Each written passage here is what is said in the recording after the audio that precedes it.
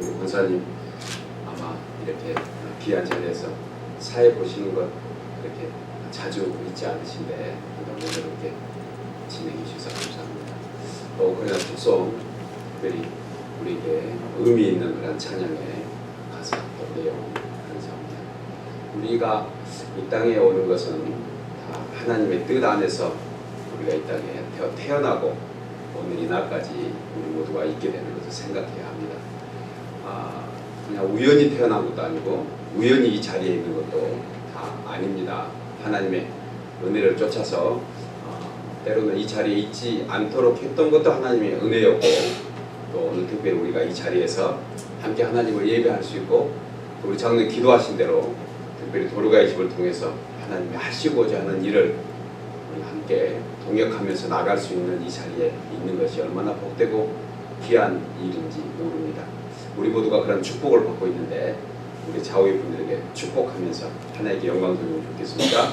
샬롬으로 서로 축복합니다. 샬롬. 네, 복된 자리에 오셨습니다. 좀 늦게 오시는 분들도 아마 시간 때문에 계시고 이렇게 먼 곳에서 그래서 먼 뉴욕에서도 와주신 목사님 또 감사드리고 가까운 곳에서 함께 동참해 주신 모든 분들께 감사드립니다. 하나님은 때를 따라서 은혜를 주시고 때를 따라서 사명도 주시고 때를 따라서 능력을 베풀어 주십니다. 우리가 이 자리에 있는 것은 그 하나님의 때를 따라서 우리는 순종했을 뿐이라고 생각합니다. 그런데 사실 순종하는 것도 하나님이 주시는 은혜인 것입니다. 우리에게 주시는 은혜를 쫓아서 우리가 작은 믿음으로 반응할 때 그때 하나님이 비로소 일을 하시는 것을 보게 됩니다. 우리가 아는 대로 도르가의 집은 이미 15년 전에 우리 목사님 통해서 우리 배임수 목사님 통해서 하나님의 특별한 좀 거창한 얘기를 하면 계시적 그런 은혜가 있으시고 또 여러 환경과 어려움을 통해서 우리 목사님은 그것에 반응하지 않으면 자신이 살 길이 없다라고 생각할 정도로 하나님이 이렇게 몰고 가시는 그런 시기가 있었습니다. 또 이제 지나고 보니까 그 아픔의 시기가 오히려 15년 지나고 보니 이게 하나님이 뜻한 바가 이루어져 가는 것을 보게 됩니다. 이 도르가의 집의 의미를 제가 좀 살펴봤는데 사실 도르가의 집은 도르가의 그 의미는 원래 그 신약 성경에 다비다라는 여인이 잠깐 나오는데 그 다비다가 히브리어 이름이 다비다입니다. 그런데 이걸 그리스어로 바꾼 이름이 도르가예요. 그러니까 도르가는 다비다라는 여인의 이제 이름이죠. 이 이름을 어떻게 그렇게 아름답게 따왔는지 제가 한번 생각해 보니 그곳에서 의미가 있습니다. 이 도르가라는 이 의미가 아프리카의 그 영양, 그러니까 양의 일종이라고 해요. 가젤이라는 그런 어떤 양의 일종인데 상당히 죄송합니다. 좀 표현이 그렇다 하면 자태가 아름답대. 어느 동물학자가 쓴 표현이 그래요. 상당히 아름다운 그 양의 모습인데 목이 좀 길고 눈망울이 굉장히 초롱초롱하대. 예, 바로 여러분들과 같이. 어느 그 동물학자가 볼 때 그렇게 봤던 것은 이 동물학자의 마음이 그런 것 같아요. 제가 볼 때. 우리는 뭐 다 나름대로 많은 이렇게 동물들 가까이 보지만 저희가 가까이 기르는 애완견도 제가 이렇게 아침에 눈을 마주하면 굉장히 초롱초롱하고 아주 주인 보는 것이 눈에 반짝반짝해요. 그것은 제가 그렇게 기대하고 보니까 그렇게 한 거예요. 아니면 제가 기대하고 보지 않으면 사나워 보일 수도 있고 아니면 다른 의미로 보일 수도 있는데 그럴 것 같다는 생각입니다. 동물학자가 그 도르가라는 그 양을 보면서 그런 걸 느낀 것처럼 주님이 우리를 그냥 보고 계신다는 것이에요. 주님은 우리를 계속해서 뭔가 기대하시고 뭔가 바라고 끝까지 인내하시면서 그 사랑의 마음과 눈으로 보고 계신다는 이 사실을 우리 모두가 깨닫는다 하면 우리에게는 정말 표현할 수 없는 어떤 은혜가 다시 한번 회복될 줄 믿습니다. 여러분, 내가 어떻게 바라보냐에 따라서 그 바라본 대로 나한테도 반응하는 것, 이것을 우리가 생각하게 됩니다. 여러분, 이 시대를 마지막 시대라고 이미 예수님이 계셨던 그때부터, 예수님이 이제 그 승천하신 이후에 재림의 약속을 한 그때부터 사실은 마지막 때라고 얘기했던 그 시절에, 그러니까 거의 한 지금부터 2000년 전부터 마지막 때라고 얘기하셨던 그 메시지를 우리는 듣고 삽니다. 그리고 오늘 이 시대를 사는 우리는 역시 마지막 때가 왔다라는 실감을 이제 우리 모두가 느끼고 있지 않나요? 예, 여러분들은 느끼면 표정이 그렇군요. 느끼고 있습니다. 급속도로 느끼고 있어요. 예수님께서 마태복음에서 마지막 때의 징조를 알려주시면서 했던 말씀들을 기억하면 그때가 바로 지금이 아닌가 하는 생각을 해봅니다. 정말 이 생각지도 못하는 어떤 그 허리케인, 이 태풍이 카브리의 안쪽 밑에 남쪽에서는 준비하고 있듯이 지금도 저쪽 동남아시아 쪽, 아시아 쪽, 이쪽 유럽은 유럽이고, 그 다음에 저 북쪽에서 내려오고 남쪽에서 올라가면서 아주 오늘날 우리에게 얼마나 어려움이 많이 닥치고 있는지 몰라요. 이번에 허리케인 하비하고 엄하는 아주 우리에게 충격적인 메시지라고 저는 생각합니다. 한국에서 자주 일어나지 않는 지진, 그 지진폭이 이제는 강도가 5에서 6으로 점점 강해지고, 제가 사역했던 멕시코는 1985년도에 이미 한번 멕시코 시티가 지진으로 인해서 거의 몇만 명이 그 자리에서 이렇게 참 어려움을 당하고 생명을 잃어가는 그런 아픔이 있었는데, 다시 이번에 한 8.1의 강도의 그 멕시코 저 아래죠 안에서 시작하는 것을 보게 되고, 또 저희 한반도를 향해서 얼마나 많은 강한 이 시대에 정말 내노라하는 그런 무기들이 정말 이렇게 다 집중되고 있는 것을 보면서 가만히 있어도 될 사건을 불러일으켜서 재앙을 만드는 이러한 어떤 전쟁에 휘몰아치는 것을 이 부족한 종이 느끼고 있다 하면, 그걸 위해서 늘 더 민감한 정치인들 그리고 기도하는 사람들은 얼마나 느끼고 있는가 하는 생각을 해봅니다. 사람들은 얼마나 사나워지는지 쳐다만 봤다는 이유 하나 때문에 묻지마 살인이 연결되는 것을 우리는 오늘 우리가 당면한 현실이 아닌가. 그래서 이제는 뚜렷하게 믿는 사람과 믿지 않는 사람의 색깔이 확 드러나는, 예전에는 회색지대가 있었다고 하면 지금은 정말 믿는 사람은 더 믿음이 강해지고 믿음이 없는 사람은 더 약해지는 그러한 시대에 우리가 있다는 것이죠. 이게 마지막 어떤 징조가 아닌가. 하지만은 그때는 마지막 때는 아니다, 마지막의 징조다, 이런 얘기를 해서 잠시 유함도 받기도 합니다. 주님이 오늘 이 자리에 우리를 불러주셔서 이 자리에 있게 한 것은 마지막 때의 하나의 우리에게 주시는 은혜라고 생각해요. 공감하십니까? 여러분 생각해 보세요. 우리는 눈 뜨고 나면 바쁩니다. 눈 감을 때까지 바빠서 눈도 못 감고 또 생각하면서 자잖아요. 얼마나 바쁘면. 저만 그러는 거 아니죠? 여러분도 그러시죠? 하여간 이 생각의 메모리는 멈추지 않아요. 계속해서 돌아갑니다. 그런데 이 가치 기준이 뭐냐면 대부분의 사람들은 다 자기의 안위를 위해서 해요. 자기 생각하는 것이에요. 그리고 우리 인생들은 그렇게 태어날 때부터 자기 생각을 위해서 살다가 자기 생각하고 살며 자기 생각 때문에 죽게 됩니다.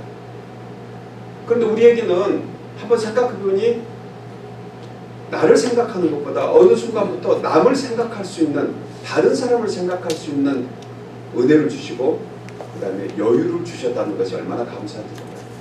제가 목회자가 되면서부터 느낀 것이 가면 갈수록 그런 생각이 들어요. 목사 되는 것도 어떤 사람에 따라서 자기 욕심, 자기 바람, 자기 소원으로 되는 것도 있지만 되기 싫어서 몸부림쳤는데 몰고 가듯이 이제 더 이상 갈 곳이 없는 홍해 끝에 딱 세워놓고 이제 내가 너에게 향한 하나님의 구원을 보라 하시는 그 외침, 그 외침의 소리를 듣고 정말 가기 싫지만 가야 되는, 그리고 가서 보니 그것이 얼마나 큰 축복이었는가 느끼게 되는 것이 바로 여기 계신 우리 모두라는 생각을 해봅니다. 여러분 이 자리에 어떤 마음과 어떤 뜻으로 오셨습니까? 저는 하나님의 놀라운 섭리가 있다고 생각합니다. 이 자리에 있는 것은 우연도 아니고 결코 내 의지도 아니라는 것이에요. 때로는 하나님이 몰고 가서 이제 홍해 끝에 딱 세워놓고 뒤에 애국 군대가 쫓아오는 그 정말 절명한 그 순간에 이제 주님이 주시는 은혜를 체험하고자 계획하는 그러한 우리라 하면 이 자리는 결코 헛된 자리가 아닌 줄 믿습니다. 여러분 지금이 우리가 서 있는 이 자리를 생각하면 이때가 마지막 때가 아닌가. 바울이 오늘 데살로니가 교회 성도들에게 얘기했을 때 그 메시지는 종말론적 신앙이 굉장히 강하게 있습니다. 마지막 때에. 그래서 바울이 교회에 가서 성도들을 그 안부할 때마다 종말론이라는 얘기를 자주 합니다. 종말로 형제들아, 이제는 마지막 때에 있다. 이제는 우리가 갈 곳이 없어. 이제는 우리는 바다 끝에 서 있고 하나님의 구원에 다시 한번 은혜를 입어야지 살 수 있는 사람이라는 그런 메시지를 오늘 데살로니가 교회 성도들에게 다시 한번 해주십니다. 그리고 저는 본문 속에서 놀라운 단어 하나를 찾아냈어요. 그 놀라운 단어가 하나님께서 우리를 특별히 사랑하셔서 세워주고 계신다는 것입니다. 하나님이 특별히 우리를 불러주고 계신다는 것이에요. 공감하십니까? 우리에게 하나님이 주시는 은혜가 얼마나 크면 마지막 종말론적 이 시대에 우리에게 주시는 그 단어 하나를 저는 생각하지 않을 수가 없습니다. 그것이 뭐죠? 바로 4절 말씀이에요. 하나님의 사랑하심을 받은 형제들아 너희를 택하심을 아노라. 우리를 택하셔서 이 자리에 앉혀주시는 이 은혜는 우리가 정말 다시 한번 깊이 생각해 볼 은혜라는 것입니다. 여러분 좀 전에 말씀드렸지만 사람은 가만히 있으면 죄 속에 말려 들어가게 돼 있어요. 가만히 있으면 죄 짓는 거예요. 그러니까 어느 신학자는 이런 얘기합니다. 숨 쉬는 것도 죄다. 예, 대단히 죄송한 표현일지 모릅니다. 그러나 사실 제 자신부터 보더라도 아무 생각 없이 숨 쉬면 그것도 죄예요. 라는 표현이 어찌 보면 의미가 있는 얘기입니다. 우리는 무엇이죠? 우리는 뭔가 생각하고 살 수 있는 기회가 됐다. 이것만도 은혜입니다. 우리가 왜 이 자리에 있죠? 우리는 분명한 목적을 가지고 이 자리에 있습니다. 그 목적이 내가 먼저 행복하는 그것을 떠나서 남을 행복하도록 해준다는 것. 이것이 얼마나 귀한 은혜입니다. 저와 여러분이 그런 사명자인 줄 믿습니다. 남을 생각할 수 있는 여유, 남을 먼저 행복하게 해준다는 이 이유, 이걸로 우리는 살아가는 의미를 다시 한번 새겨보면 어떨까요? 여러분 주님은 약속하셨습니다. 주님이 오직 주님의 관심은 저와 여러분이에요. 여기 계신 한 분 한 분이십니다. 그러니까 그분의 관심은 다른 사람이 아닌 나에게 향해 있는 거예요. 그렇다면 우리가 누군가를 생각하고 누군가를 위해서 기도하고 헌신한다는 이것이 바로 어찌 보면 하나님이 주시는 하나의 내가 살 길이고 내가 이 세상에 존재한 의미를 알게 한다는 것입니다. 우리는 하나님의 은혜로 살아가는 사람들입니다. 아멘. 하나님의 은혜가 없이는 아무것도 할 수 없는 사람으로 이미 택함을 받았어요. 그래서 하나님이 주시는 이 택함의 의미는 우리를 극히 사랑하시는 하나님의 택하심의 의미도 있지만 이제 하나님이 택하시는 한 가지 의미는 내가 너를 통해서 나의 일을 해보시겠다는 것입니다.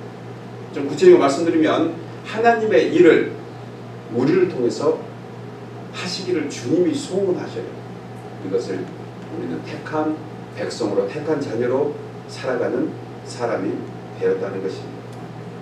여러분 하나님의 뜻이 무엇인가? 하나님의 뜻은 라이프 성경에서 보면 하나님의 뜻은 하나님이 스스로 결정하십니다. 그리고 그 결정하신 것에 대해서는 변함이 없다고 그러세요. 이것이 라이프 성경 사전에 나와 있는 하나님의 뜻의 의미입니다. 하나님은 스스로 모든 것을 계획하시고 결정하시고 한번 그것을 정하시면 그분은 변치 않는 분이세요. 무슨 얘기입니까? 우리에게 이 땅을 보내주시고 이 땅에 얻을 우리 연세만큼 우리 나이만큼 살게 하신 것은 오늘을 위함이라는 것을 생각해 볼 필요가 있습니다. 오늘을 위해서 오늘 이날까지 우리를 지내게 하셨다는 것이에요.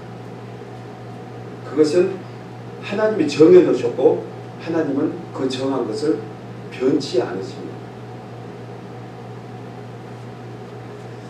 하나님이 변하지 않는 가장 중요한 그 뜻, 그것은 바로 우리를 복 주시고자 하기 위함이라는 것이에요. 아멘. 그러니까 우리가 누군가를 사랑하고 누군가를 섬길 수 있는 그 마음이 우리에게 향한 복이라는 것입니다. 제가 오늘 아침에 아내에게 오늘 아침에 분주하게 또 뭐 제가 준비할 것도 있고 여전히 뭐 늘 분주하지만 그런 일을 하면서 조금 준비가 좀 미루어졌어요. 제가 아침에 나올 시간이.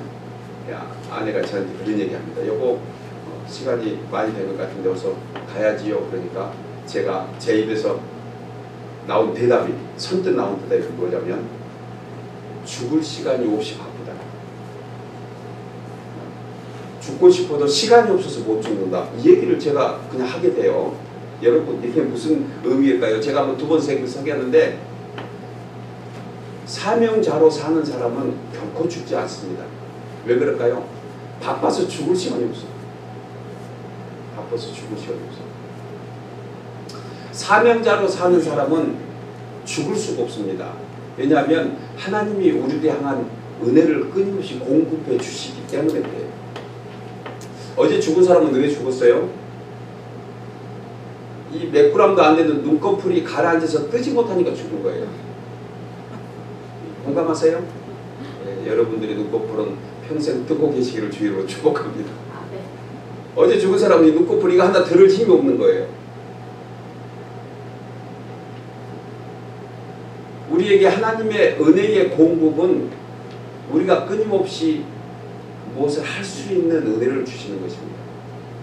그러니까 무언가 나를 위한 목적이 아니고 이제 그 목적의 방향도 바뀌어서 나를 위한 것이 아니고 하나님을 위해서 내가 누군가를 이 땅에서 생각하고 내가 누군가를 섬길 수 있는 기회 된다는 것은 얼마나 감사한 일이고 저와 여러분이 바로 그런 사람이에요. 오늘 바울은 데살로니가 교회 성도들에게 3가지의 메시지를 주며 너희를 택했기 때문에 너희는 이러한 사람들로 살아가야 된다는 것이에요. 그것이 바로 말씀 속에 나와 있습니다. 첫 번째가 믿음의 역사예요. 하나님 택함을 입은 사람들이 믿음의 역사에 동참하게 된다는 것입니다. 여러분 믿음의 역사는 나의 히스토리가 아니에요. 나의 히스토리가 아닙니다. 이 믿음의 역사라는 단어는 우리가 아는 것처럼 뭐지요? 영어가 히스토리예요. 히스는 2개 단어가 합쳐진 것입니다. 아시는 것처럼 HIS, 히스, 그 다음에 STORI, 스토리예요. 그러니까 히스 스토리는 누군가의 이야기가 히스토리입니다. 누구 얘기죠? 예수님 얘기예요. 그래서 이 지구촌에 움직이는 모든 역사는 예수님의 이야기입니다. 공감하십니까? 이게 역사라는 단어에서 시작했다고 해요. 그러니까 이 스토리는 그분의 역사입니다. 그러니까 우리의 믿음의 역사가 우리가 뭔가 잘해서 아니면 우리가 뭔가 소원해서 되는 역사를 넘어서서 그조차도 하나님이 우리에게 주시는 하나의 은혜의 방편이라는 것이에요. 여러분 우리가 거기에 참여한다는 것이 얼마나 감사해요. 하나님의 일을 할 수 있다는 것은 정말 놀라운 인생입니다. 아멘. 아멘. 하나님의 생각을 할 수 있다는 것은 정말 귀한 은혜예요. 그분이 계획하시고 그분이 섭리하십니다. 그것이 바로 믿음의 역사인데 그러기 위해서 우리는 무엇이 필요할까요? 우리 역시 믿음으로 반응해야 한다는 거죠. 이걸 저는 동기 감흥이라고 표현하고 싶습니다. 여러분 누군가 다 콜링을 받습니다. 그러니까 누군가 다 청함을 받아요. 그런데 청함을 받은 사람은 많은데 택함을 입은 사람은 많지 않습니다. 주님이 마지막 때에 그 잔치집에 불러가지고 메시지를 전하는 것이 다 청했는데 다 택함을 받아진 않았구나, 다 이 자리에 오진 않았구나 이런 얘기를 하셔요. 우리는 하나님이 주시는 은혜 그것을 한없이 받습니다. 많은 사람들도 다 받아요. 그런데 거기에 반응하는 사람이 있고 그렇지 않는 사람이 있습니다. 그것을 한자로 동기반응이다. 같은 것은 같은 소리를 내게 되어 있다고 해요. 같은 소리. 이것 또한 우리가 하나님께 주시는 이 은혜를 우리가 믿음으로 반응할 수 있다는 것, 이것 또한 은혜인 줄 믿습니다. 믿음으로 반응할 수 있다는 것도 은혜지만 우리에게 그 정말 믿음을 통해서 하나님은 큰 역사를 이루어 가시는 줄 확신해요. 나 같은 사람이 어찌 뭐 그렇게 우리는 소극적인 자세로 나가서는 안 되는 사람입니다.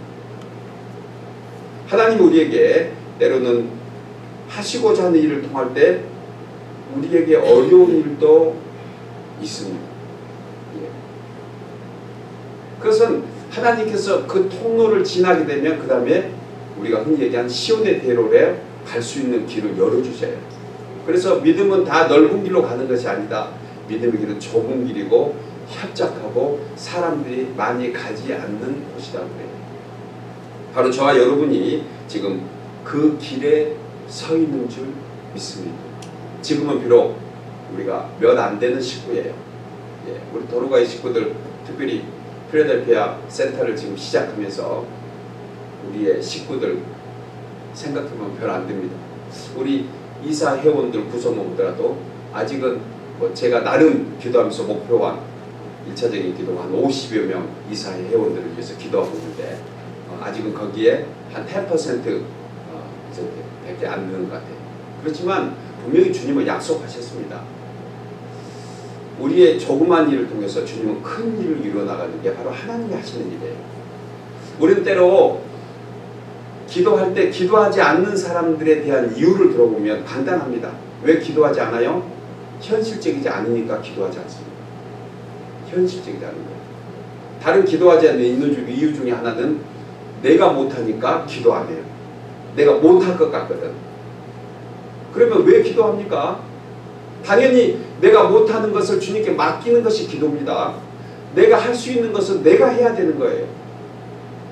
우리 스스로가 못하는 것을 주님께 맡기는 게 기도라고 생각하면 여러분, 기도는 현실을 보고 하는 것이 아닙니다. 보이지 않는 미래를 보고 하는 것이 기도인 줄 믿습니다. 여러분 개인적으로 무슨 기도를 가지고 있습니까? 무슨 소원이 있습니까? 그 소원은 내가 갖는 것이 아니에요. 시편 기자는 얘기합니다. 우리 마음에 소원을 주시고 우리 입술의 구함을 거절하지 않으신 주 앞에 있는 줄 너희가 믿을지어다. 우리 마음에도 소원을 주시고 우리 입술의 구함을 거절하지 않으신대. 그런데 우리는 생각할 때 이 일은 내가 못하니 하나님도 못하실 거라는 이것을 불신앙이라고 해요. 그게 바로 우리가 잘 아는 민수기 13장에 나와 있는 그런 사건입니다. 그들은 12지파의 대표된 믿음의 사람들을 보냈습니다. 어디로 보냈죠? 가나안에 보냈어요. 그리고 우리가 흔히 얘기하는 12정탐꾼이라고 하는 그들이 대표로 가서 봤습니다. 가서 보니 40일간 두루 살펴보고 왔는데 그들은 놀라운 일 하나 발견합니다. 아우, 이런 과실은 처음 본다. 정말 젖과 꿀이 흐르는 땅이다.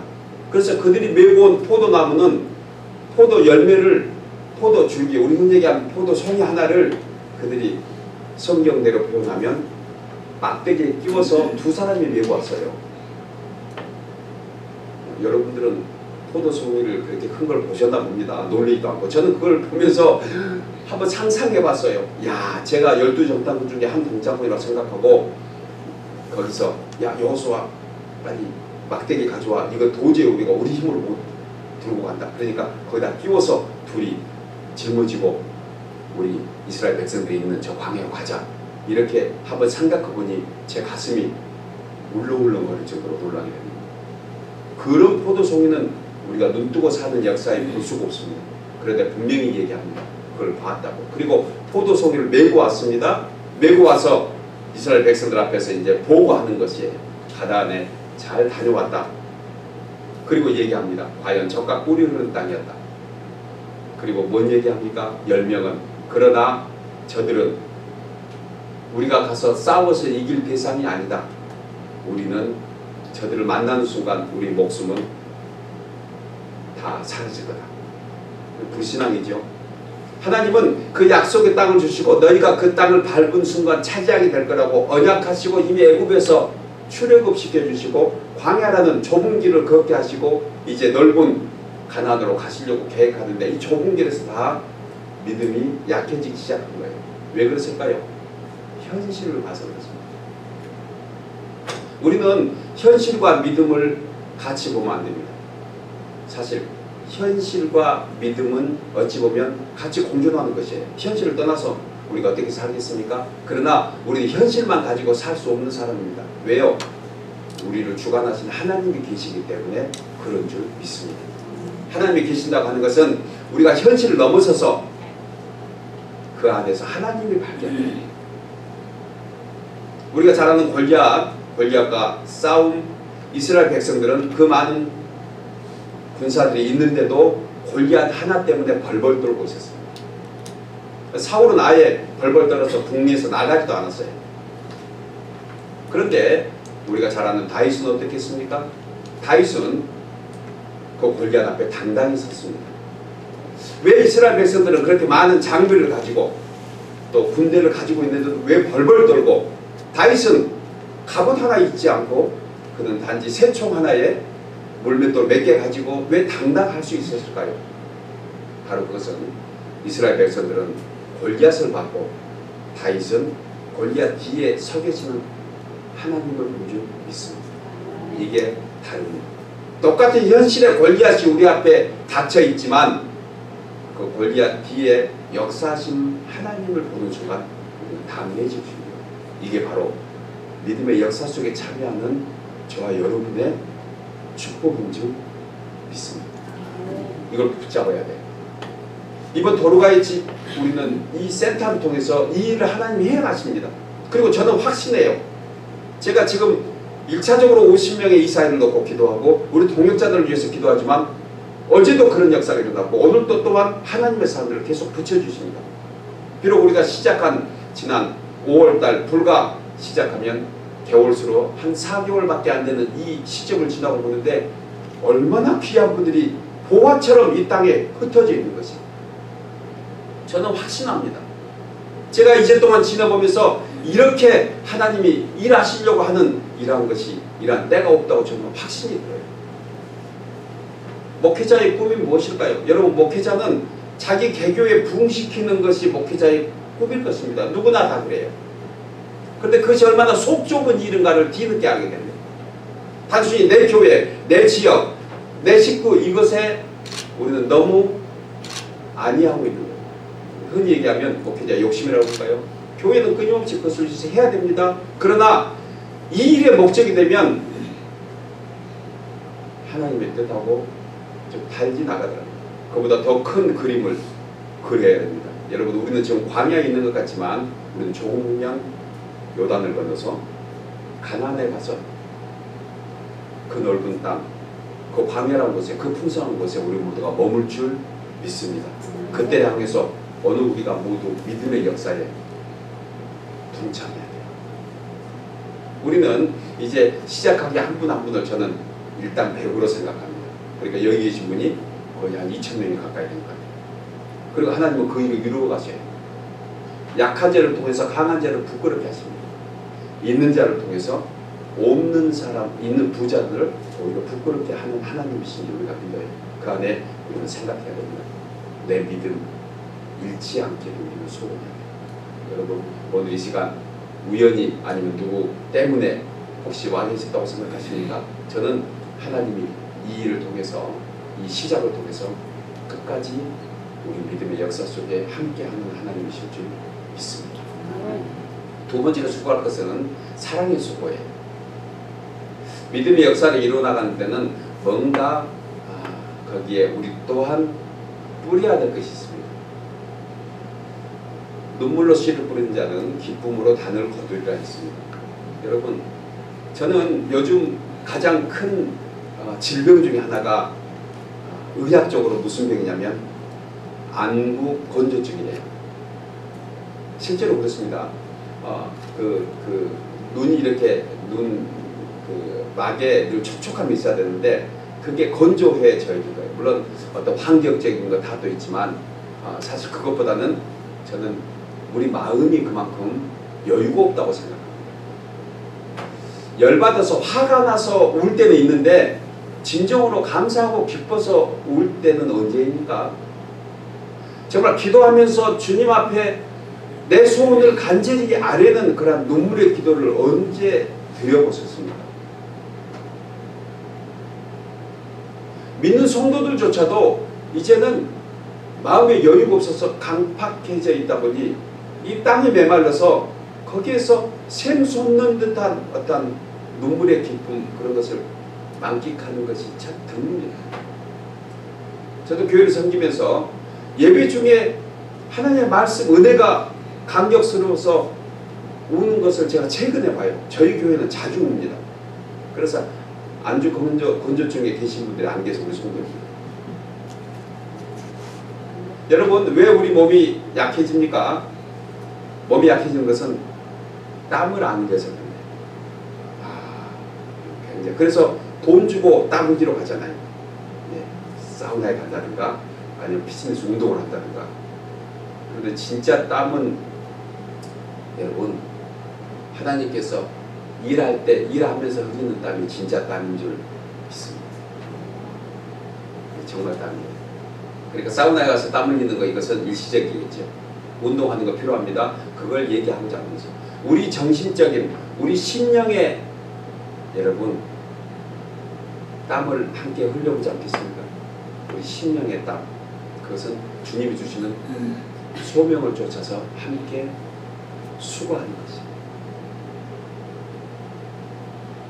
뿌리지 않고 거두는 원리는 없습니다. 사랑도 그런 것 같아요.